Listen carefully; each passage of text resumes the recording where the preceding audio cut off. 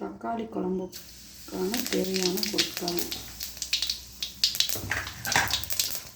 காஞ்ச வெங்காயம், காஞ்ச மிளகா, தக்காளி, பொட்டுக்கடலை, சோம்பு எல்லாத்தையும் போட்டு, தேங்காய் எல்லாத்தையும் போட்டு நல்லா வதக்கிக்க வேண்டியது. தக்காளி குழம்புக்கு தேவையான பொருட்கள்: வெங்காயம், தக்காளி, காஞ்ச மிளகாய், சோம்பு, தேங்காய் எல்லாத்தையும் போட்டு, இது வெங்காயம், தக்காளி, மிளகாலாம் போட்டு வதக்கிடணும். இறக்க பொறுத்து தேங்காய் ஒரு பிரட்டிடணும். குழம்பு அப்போ தான் வீணாக போகாமல் இருக்கிறதுக்கு தான் அது கொஞ்சம் தேங்காயும் இது பண்ணிக்கணும். எல்லாத்தையும் வதக்கி எடுத்து ஆற வச்சிடணும். அதுக்கப்புறம் ஒரே ஒரு வெங்காயம் கட் பண்ணி போட்டு பட்டை கிராம்பு தாளித்து இந்த அரைச்சதை தூக்கி ஊற்றி, நார்மல் மிளகாத்தூள், மஞ்சத்தூள், உப்பு அது கொஞ்சம் போடணும். போட்டு நல்லா கொதிக்கணும். கொதிக்க வரும்போது புளி ஒரு சொட்டு கரைச்சி ஊற்றணும். எதிர் புளின்னு சொல்லுவாங்க, சும்மா பேருக்கு கொஞ்சோண்டு கரைச்சி ஊற்றிட்டு கொஞ்சோண்டு வெல்லம் லைட்டாக போடணும். போட்டு நல்லா கொதிக்க விடணும். ஊற்றின எண்ணெய் மேலே கக்கணும். அதுதான் கொதிக்கிற பக்கம். எவ்வளோ எண்ணெய் ஊற்றணுமோ அப்போ தான் அது வீணாக போகாமல் இருக்கும். இது சப்பாத்தி, தோசை, இட்லி, தோசை, சாதம் எல்லாத்துக்குமே நல்லாயிருக்கும். மல்டி பர்பஸ் இந்த குழம்பு எல்லாத்துக்குமே சூப்பராக இருக்கும்.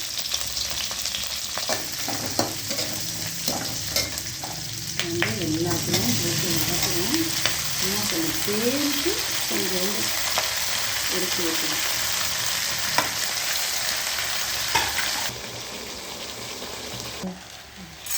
குழம்பு திக்னஸ்க்கு பொட்டுக்கடலை,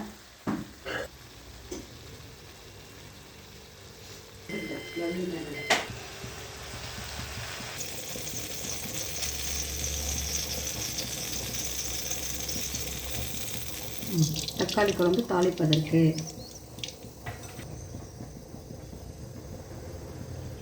தாளிப்பதற்கான எண்ணெய் கொஞ்சம் நிறையா தான் எண்ணெய் ஊற்றணும். இது அப்போ தான் வீணாக போகாமல் நல்லாயிருக்கும். கொஞ்சம் பட்டை,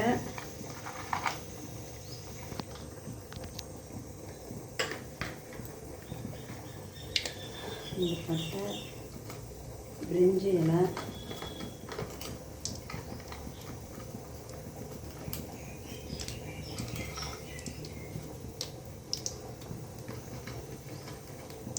இந்த கிராம்பு, கடல் இந்த இது மராத்தி மொக்கு,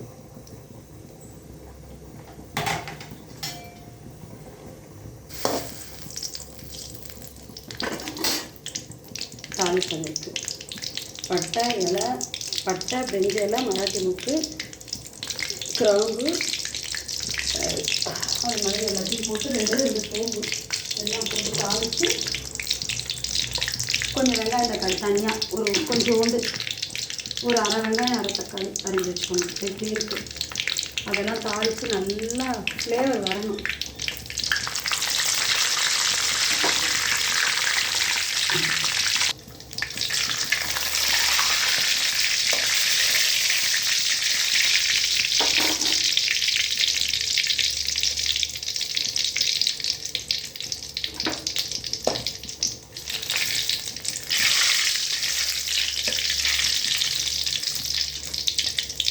இந்த ஃப்ளேவர் இறங்கினா தான் அது நல்லாயிருக்கும் குழம்பு.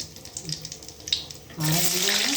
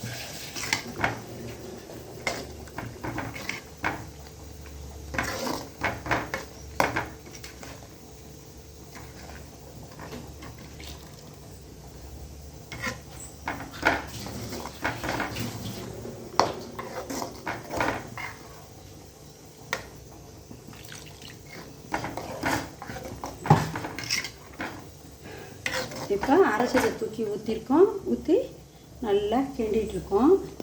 அப்புறம் இதில் வந்து கொஞ்சமாக தான் காஞ்ச மிளகாய் போட்டிருக்கேன். அதனால் அந்த காஷ்மீரி மிளகாய்த்தூள் ஒரு கலருக்காக ப்ளஸ் ஒரு டேஸ்ட்டுக்காக ஒரு அரை ஸ்பூனு, ப்ளஸ்ஸு மல்லி ஃப்ளேவர் வீட்டு மிளகாய்த்தூள் கொஞ்சோண்டு ஒரு அரை கரண்டி, அப்புறம் கரம் மசாலா தூள்,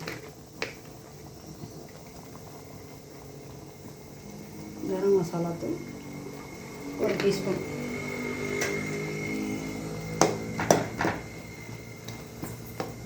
தேவையான அளவு உப்பு,